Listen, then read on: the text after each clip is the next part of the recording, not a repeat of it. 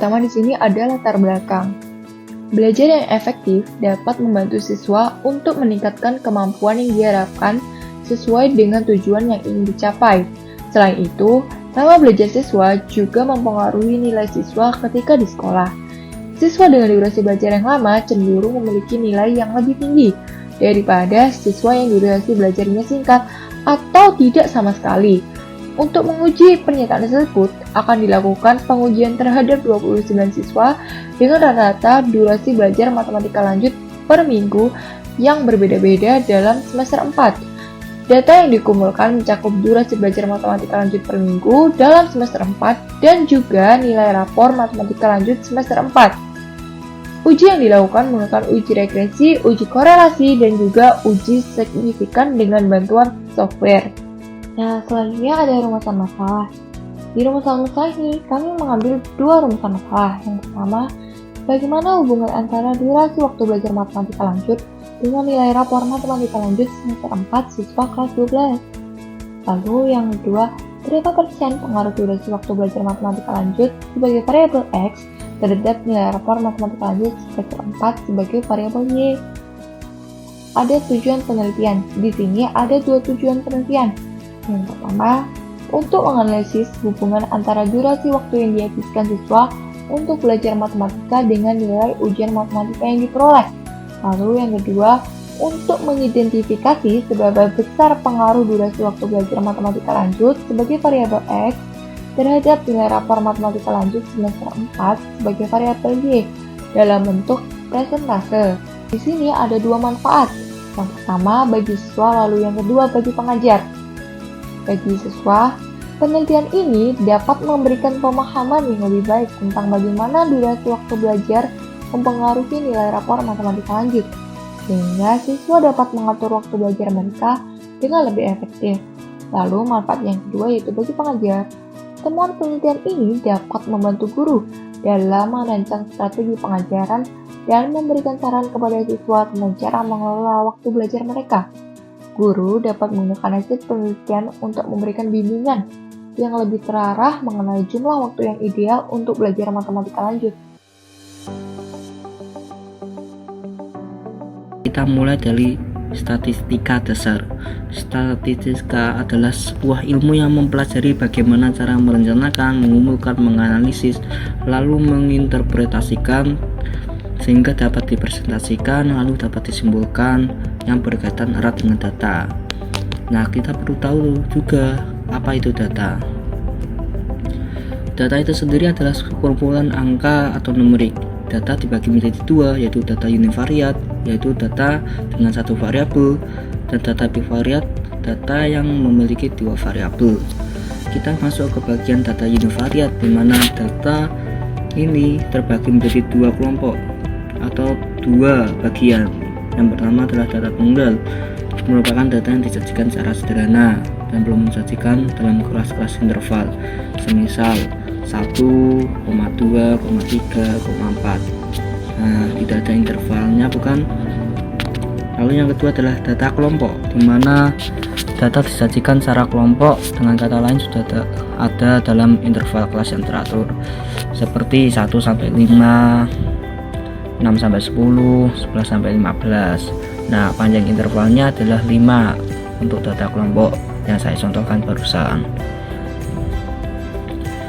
Lalu di data univariat ini kita harus tahu ukuran pemusatan data, di mana ukuran pemusatan data ini adalah berfungsi sebagai suatu ukuran yang menunjukkan nilai pusat dari sekelompok data. Nah, tujuan dari ukuran pemusatan data adalah agar peneliti memahami data. Ukuran pemusatan data contohnya seperti min, yaitu rata-rata, dengan cara dihitung dengan menjumlahkan semua data dan dibagi dengan jumlah data yang ada. Lalu median, nilai tengah dari suatu kelompok data. Modus, nilai yang sering muncul. Nah, selain ketiga tersebut, ada juga yang lain seperti kuartil bawah, kuartil menengah, kuartil atas, dan desil. Antara data tunggal dengan data kelompok dibedakan rumusnya. Data kelompok lebih kompleks karena memiliki tepi bawah, Tapi bawah sendiri adalah nilai yang paling rendah atau batas bawah dikurangi 0,5. Nah, sebelum kita menghitung seperti median, modus, kuartil bawah, kuartil menengah, kuartil atas, dan desil, kita juga harus mengetahui kelasnya. Semisal kita ingin mencari median, kita harus tahu kelas dari median. Caranya adalah setengah dikali N. Nah, N ini adalah jumlah dari datanya. Misal kalau 40 berarti setengah kali 40, yaitu data ke-20. Nah, data ke-20 masuk ke kelas berapa? Nah, itu yang disebut kelas median. Oke, selanjutnya kita harus tahu juga ukuran penyebaran data kelompok. Merupakan ukuran keragaman pengamatan dari nilai rata-ratanya atau biasa disebut simpangan. Ada beberapa ukuran untuk menentukan dispersi data pengamatan seperti jangkauan atau rentang, simpangan kuartil, simpangan rata-rata, dan simpangan baku. Nah, ini adalah rumus dari ukuran penyebaran data kelompok, di mana untuk jangkauan seperti yang kita tahu, jangkauan adalah nilai maksimum dikurangi nilai minimum.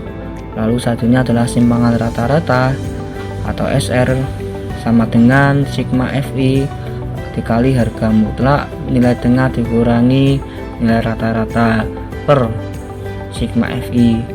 Lalu variansi atau ragam S kuadrat sama dengan sigma FI dikali nilai tengah dikurangi rata-rata dikuadratkan per sigma FI. Lalu ada simpangan baku, yaitu S sama dengan akar dari ragam. Selanjutnya saya akan menjelaskan tentang data bivariat. Nah, data bivariat adalah data yang memiliki dua jenis atau dalam kata lain memiliki dua variabel. Contoh dari data bivariat ini adalah hubungan antara tinggi badan dan ukuran sepatu. Lalu ada rata-rata waktu belajar dengan nilai rapot. Kegiatan menganalisis data bivariat adalah analisis bivariat. Pada analisis deskriptif, analisis bivariat bisa berlaku pada hampir seluruh visualisasi data. Jenis tampilan visualisasi seperti grafik batang, grafik garis, grafik kolom, dan lain-lain masih bisa digunakan untuk analisis bivariat. Analisis data inferensial bisa diambil kesimpulan dari sampel data yang berlaku untuk populasi. Pada analisis data inferensial ini biasanya menggunakan rumus statistik yang lebih mendalam dan lebih rumit. Selanjutnya adalah diagram pencar. Diagram pencar atau diagram scatter digunakan saat perlu menyajikan data yang terdiri atas dua variabel kuantitatif atau sering juga disebut sebagai data bivariat. Nah, digunakan untuk membuktikan atau menyangkal hubungan sebab akibat. Variabel independen adalah variabel yang akan digunakan untuk membuat prediksi terhadap nilai variabel dependen, digambarkan pada bagian sumbu X di diagram pencar. Sedangkan variabel dependen adalah variabel yang nilainya dipengaruhi oleh variabel independen. Variabel dependen digambarkan pada sumbu Y di diagram pencar. Selanjutnya adalah analisis data bivariat. Analisis data bivariat adalah teknik analisa yang bertujuan apakah data tersebut memiliki korelasi atau tidak. Line of the best fit adalah garis lurus yang mampu menjelaskan persebaran data. Garis ini berfungsi untuk melihat kecenderungan tren. Garis regresi. Garis regresi adalah garis yang dipakai untuk memprediksi nilai Y apabila diketahui X tertentu. Nah, selanjutnya kita akan menjelaskan tentang korelasi dan juga regresi. Nah, korelasi adalah keeratan antara variabel menurut Kamus Besar KBBI. Arti korelasi adalah hubungan timbal balik atau sebab akibat. Dalam suatu statistik, korelasi merupakan ukuran hubungan linear antara dua variabel. Nah, Analisis korelasi bertujuan untuk menentukan kekuatan hubungan variabel bebas dengan variabel terikat. Selanjutnya adalah regresi. Regresi adalah teknik statistik yang menghubungkan suatu variabel terikat dengan satu atau lebih variabel bebas. Analisis regresi bertujuan untuk menentukan model statistik atau dalam bentuk rumus matematik, dan digunakan untuk memprediksi nilai variabel terikat berdasarkan nilai variabel bebas. Nah, kesamaan dari antara korelasi dan regresi adalah jika koefisien korelasi positif atau negatif, maka kemiringan garis regresi juga akan positif ataupun negatif. Nah, selanjutnya ini adalah dari rumus-rumus dari persamaan garis regresi dan juga koefisien korelasi. Nah, di sini sebelum kita menentukan Y topi, kita harus menentukan satu-satu konstantanya, yaitu A dan B. Nah, untuk konstanta A mempunyai rumus yaitu sigma Y dikalikan sigma X kuadrat dikurangi sigma X dikalikan sigma XY, lalu dibagi dengan jumlah frekuensi dikalikan sigma X kuadrat dikurangi sigma X dikuadratkan. Selanjutnya adalah mencari konstanta B. Nah, konstanta B jumlah frekuensi dikalikan sigma XY dikurangi sigma X dikalikan sigma Y, lalu dibagi dengan jumlah frekuensi dikalikan sigma X kuadrat dikurangi sigma X kuadrat. Nah, selanjutnya adalah koefisien korelasi. Nah, rumus dari koefisien korelasi yaitu XI dikurangi X rata-rata dikalikan YI dikurangi Y rata-rata dibagi dengan XI dikurangi X rata-rata lalu dipangkatkan lalu dikali dengan YI dikurangi Y rata-rata dipangkatkan 2. Selanjutnya adalah ada rumus koefisien determinasi regresi, yaitu ada R kuadrat sama dengan JKR dan dibagi JKT. Untuk mencari JKR yaitu sigma Y topi dikurangi Y rata-rata lalu dipangkatkan 2. Selanjutnya ada rumus JKT yaitu sigma Y dikurangi sigma Y rata-rata lalu dipangkatkan 2. Selanjutnya kita masuk pada bab 3, hasil dan pembahasan, di mana ada disajikan tabel data hasil pengamatan melalui Google Form yang telah kami dapatkan. Ada durasi belajar per jam itu sebagai variabel X dan juga ada nilai matematika lanjut semester 4 sebagai variabel Y. Berdasarkan data yang telah didapatkan, maka terbentuklah diagram pencar seperti pada gambar berikut, di mana pada sumbu horizontal menggambarkan nilai pada variabel independen atau variabel X, yaitu lama waktu belajar matematika lanjut per minggu.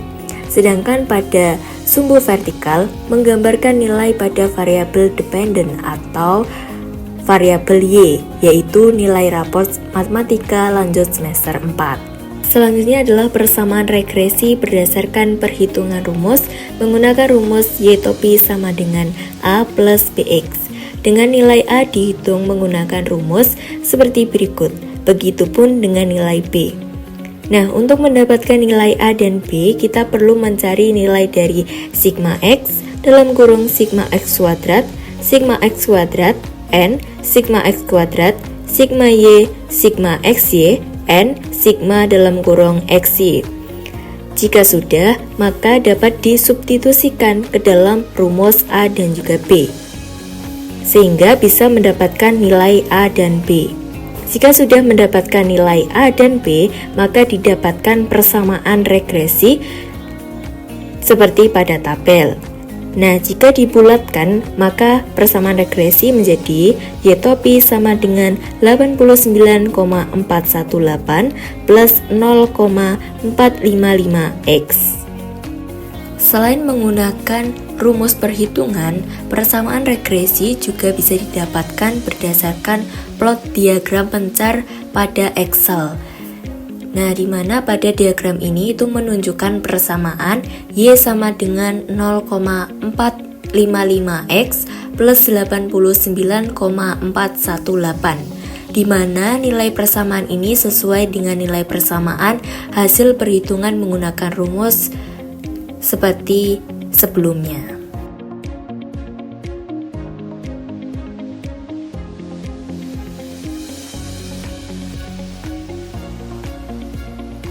Selanjutnya, kita akan melakukan uji korelasi berdasarkan data yang telah dikumpulkan sebelumnya. Nah, sebelum melakukan uji korelasi, kita perlu mengumpulkan beberapa nilai yang akan diperlukan dalam melakukan uji korelasi nantinya, seperti sigma x min x bar dikuadratkan, sigma y min y bar dikuadratkan, dan juga sigma x min x bar dikali y min y bar. Nah, nilai-nilai tersebut akan dimasukkan ke dalam rumus yang digunakan dalam melakukan uji korelasi. Dalam uji korelasi kali ini, kami menggunakan rumus Pearson product moment, yaitu RXY sama dengan sigma x min x bar dikali y min y bar dibagi akar sigma x min x bar dikuadratkan dikali sigma y min y bar dikuadratkan. Nah, dari nilai yang dimasukkan ke dalam rumus tersebut akan ditemukan hasil RXY, yaitu 0,404192 dan seterusnya, yang selanjutnya kami bulatkan menjadi 0,4. Koefisien korelasi tersebut kami masukkan ke dalam penggolongan yang kami temukan dari sumber yang kami gunakan, yaitu channel Janaka V bergerak di YouTube. Dari sumber tersebut, nilai 0,4 tergolong dalam kategori moderat atau sedang, sehingga bisa disimpulkan bahwa data yang kami kumpulkan memiliki korelasi sedang. Selanjutnya, kita akan melakukan uji determinasi berdasarkan data yang telah dikumpulkan. Nah, sebelum melakukan uji determinasi, kita perlu mengumpulkan beberapa nilai yang diperlukan dalam melakukan uji determinasi, seperti sigma x dikuadratkan, sigma x kuadrat, n dikali sigma x kuadrat, sigma xy, dan n dikali sigma xy. Nah, nilai tersebut akan dimasukkan ke dalam rumus yang mencari A dan B terlebih dahulu.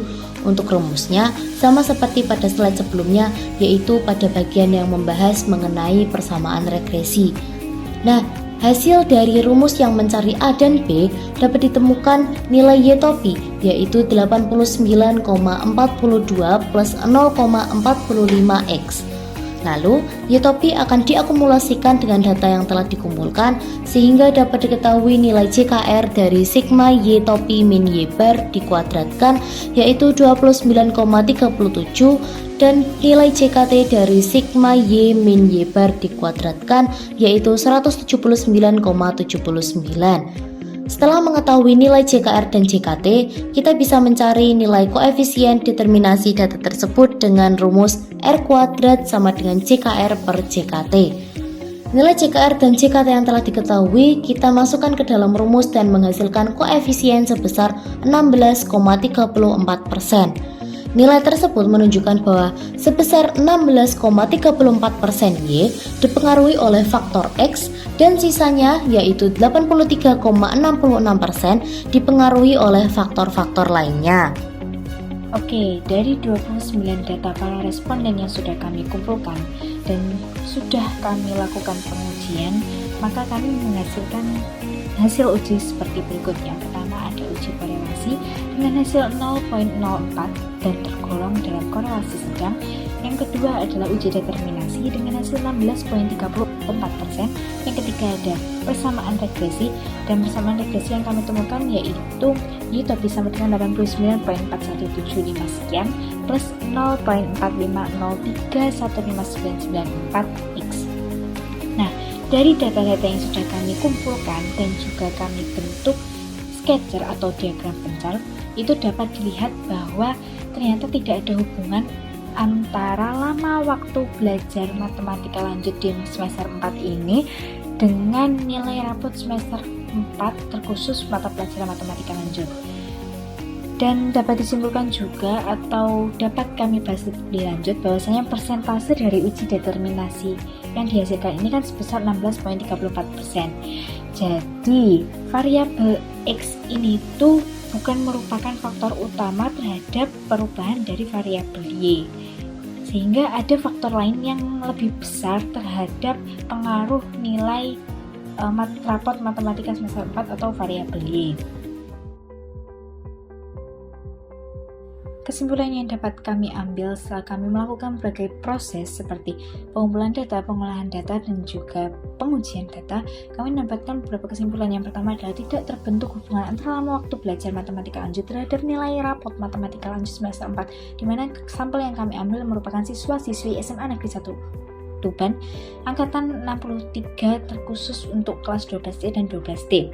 Yang kedua adalah korelasi yang terbentuk tergolong kriteria sedang dengan nilai 0.404. Untuk sumber kriteria korelasi ini kami ambil dari YouTube channel Janaka 5 Bergerak. Yang ketiga, 16,38% variabel Y dipengaruhi oleh variabel X dan 83,62% dipengaruhi oleh faktor lainnya. Jadi pengaruh dari variabel X itu tergolong rendah dibanding dengan faktor lainnya. Dan kesimpulan yang terakhir adalah persamaan garis regresi yang dihasilkan adalah Y topi sama dengan 0.455X ditambah 89.418.